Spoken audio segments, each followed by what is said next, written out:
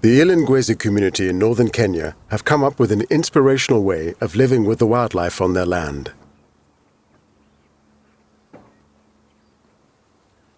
James Munyugi of the Northern Rangelands Trust outlines the reasons why the project began.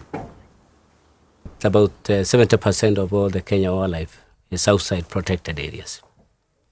And the literary meaning of that is that 70% of all the wildlife problems is outside parks and reserves.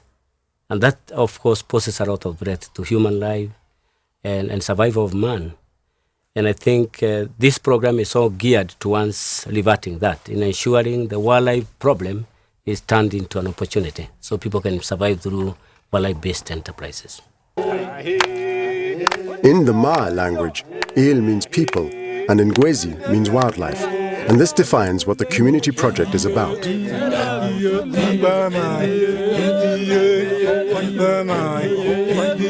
Here, the Maasai have learned how to conserve wildlife and make a living.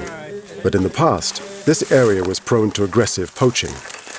The few remaining animals fled for their safety, leaving virtually no wildlife in the area. The Maasai were also affected. Traditionally cattle herders, life was becoming more difficult for them due to cattle rustling. So they decided to work together as a community to manage their land in a way which would protect both themselves and the wildlife. They employed a security team of trained Maasai game guards from the area and installed a radio communication network. The result was that they were able to protect themselves from poachers and rustlers, while the animals felt safe enough to return to the area. You know, in the beginning, the elders of Ilengwezi used to spend their nights on top of hills to watch over cattle rustlers and bandits who might hit any time. But today, since they employ security, elders have time to sleep in their house. You know, they have been able to employ a security network. They have a radio communication with the LEWA and the police and Kenya Life Service and the other relevant bodies. And I think that has been success. Realizing that the presence of wildlife would attract tourists, the community built a lodge.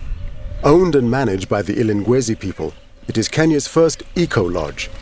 Tourists from all over the world come here to see the wildlife and natural beauty of the land and learn about the Maasai culture.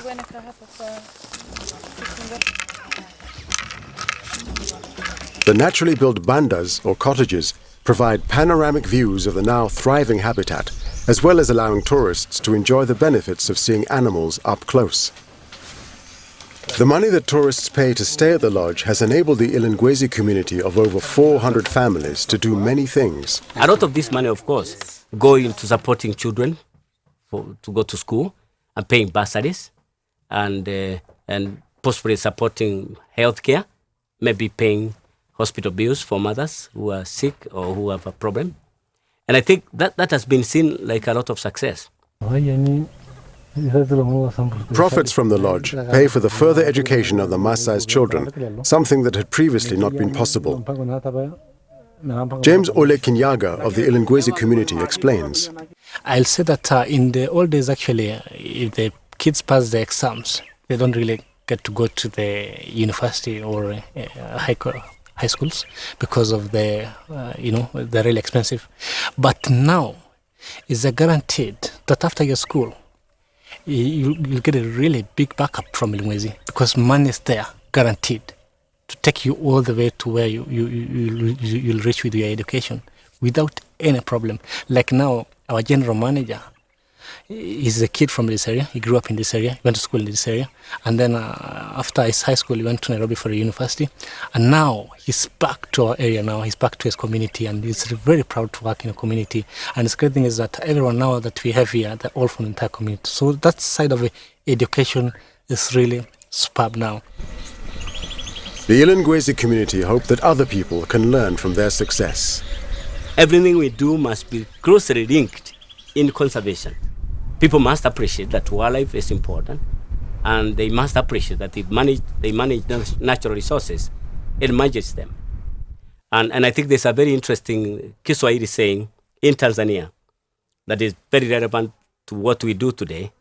And it says in Kiswahili, chunga masingara ya kuchunge. The literal meaning of that is take care of the environment, it will take care of you.